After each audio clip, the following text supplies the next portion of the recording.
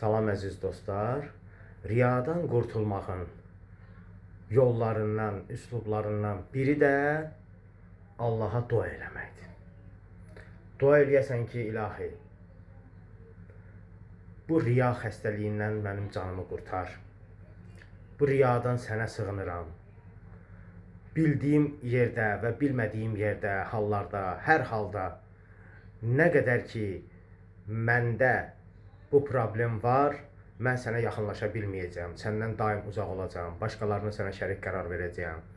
İlahi, mən bu riyadan sənə sığınıram, sən məni qoru və məni ixlaslı bəndələrdən elə. İxlaslı bəndələrdən elə. Ümumiyyətlə, riya əməli insanlara satmaqdır. Riya, insanlara satmaq.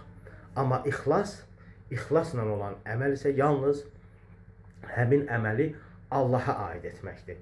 Allaha hədiyyə etməkdir sanki. Sağ olun, salamat olun.